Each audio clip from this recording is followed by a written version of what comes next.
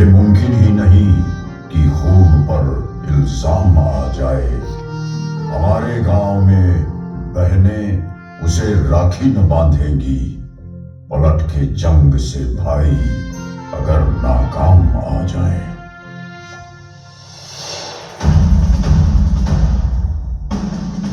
मैं कैलाश हूं, कैलाश पर्वत।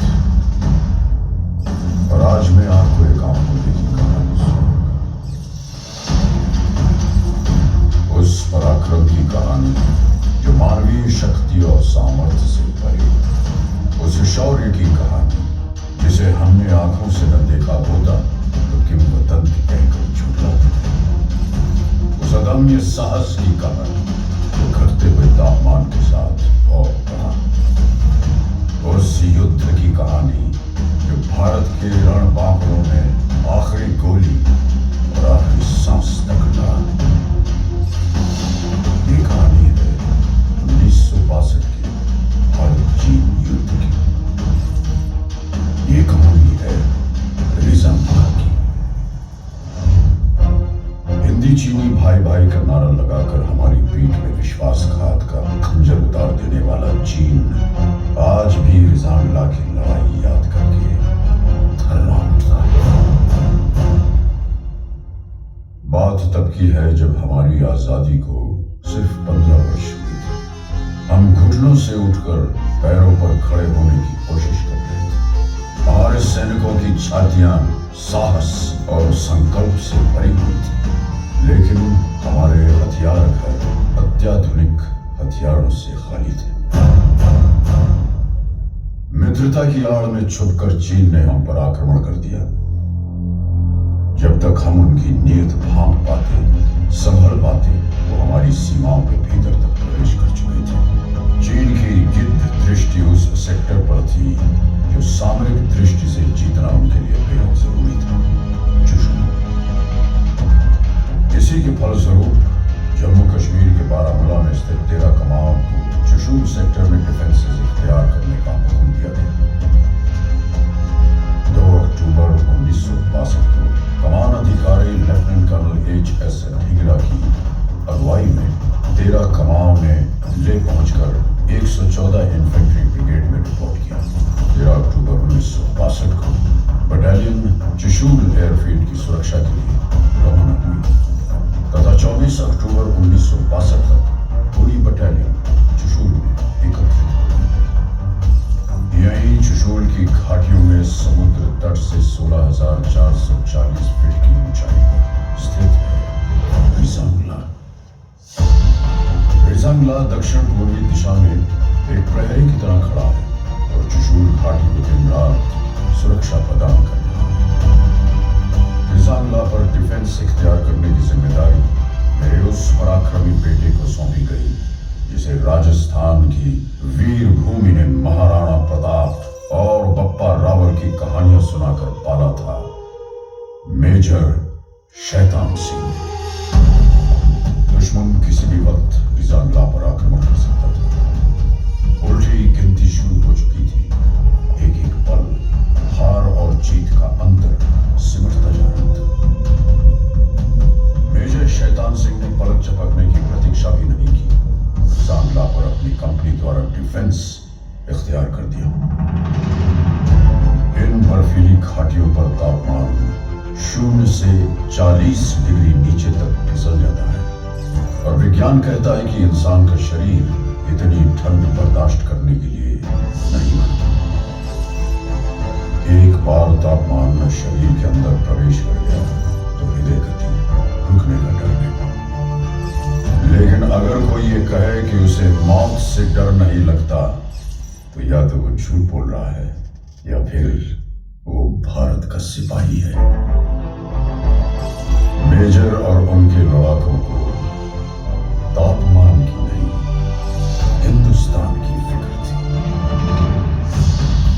18 नवंबर 1962 प्रातः 4 बजे नायक हुकुमचंद के नेतृत्व में नंबर 8 प्लेटून के एक पेट्रोल ने भारी संख्या में दुश्मन को अपनी प्लेटून की तरफ बढ़ते देखा। उन्होंने तुरंत प्री लाइट फायर और लाइट मशीन गन की बर्स्ट से सबको अलर्ट किया।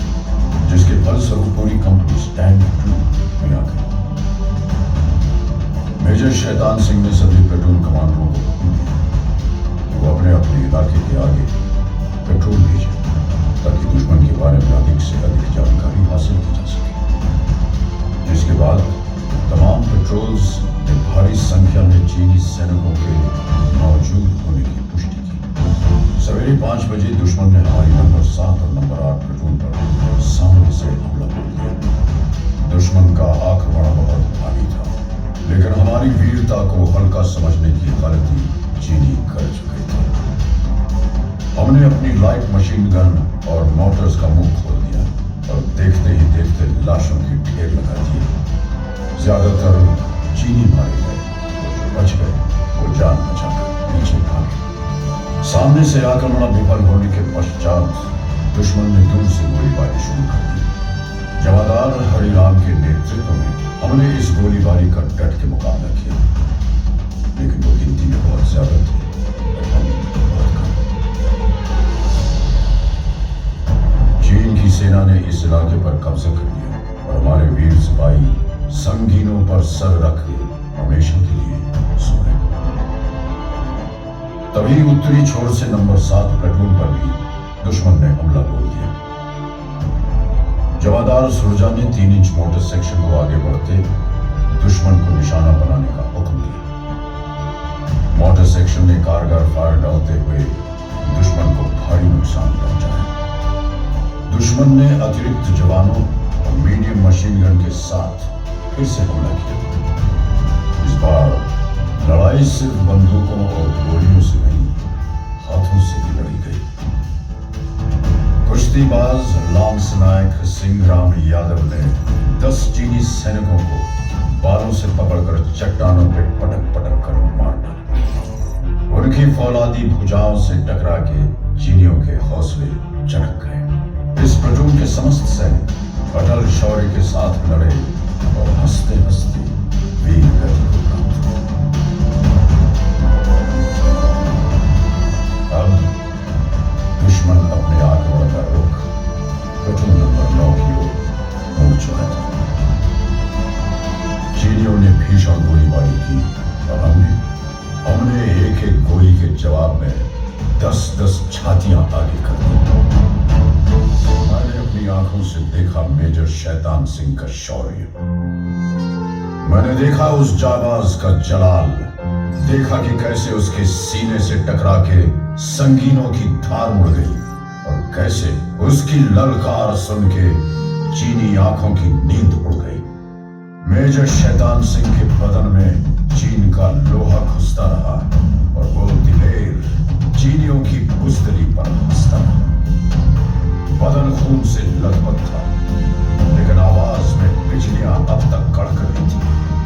मेजर शैतान सिंह ने अपने सिपाहियों को ललकारा, काट देना या कटना, पर सौगंध है तुम्हें भारत मां की, पीछे मत हटना। मेजर शैतान सिंह बुरी तरह घायल थे। उन्हें फौरन सुरक्षित ठिकाने की तरफ बढ़ने का आदेश दिया गया, लेकिन उन्होंने इनकार कर दिया। उन्होंने नायक रामचंद्र यादव और उनके साथ एक और जवान को बटालियन हेडक्वार्टर भेज दिया ताकि वो दुश्मन के आक्रमण की खबर पहुंचा सके। मेजर शैतान सिंह आखिरी गोली और आखिरी सांस तक लड़े, फिर भारत मां की चरणों में अपने प्राणों की आहुति दी। तकरीबन 16 घंटों तक चले इस महासंग्राम में चीन ने 1300 सैनिक खो दिए। चीन के अखबारों में भी भारतीय सैनिकों की वीरता के किस्से छपे। ऐ शहीद मुल्को मिल्लत, मैं तेरे ऊपर निसार, अब तेरी हिम्मत के चर्चे गैर की महफिल में हैं। मेजर शैतान सिंह और उनके साथियों ने चीनियों की हिम्मत तोड़ दी। उन्होंने चुशूल पर कब्जा करने का विचार हमेशा हमेशा के लिए छोड़ दिया। युद्ध के 3 महीने बाद फरवरी 1963 में भारतीय फौजी वहां पहुंचे तो देखा कि बर्फ में सिपाहियों के बदन पकड़ गए थे, लेकिन हाथ से बंदूकें नहीं छूटी थी। मेजर शैतान सिंह को उनकी उत्कृष्ट वीरता, अदम्य साहस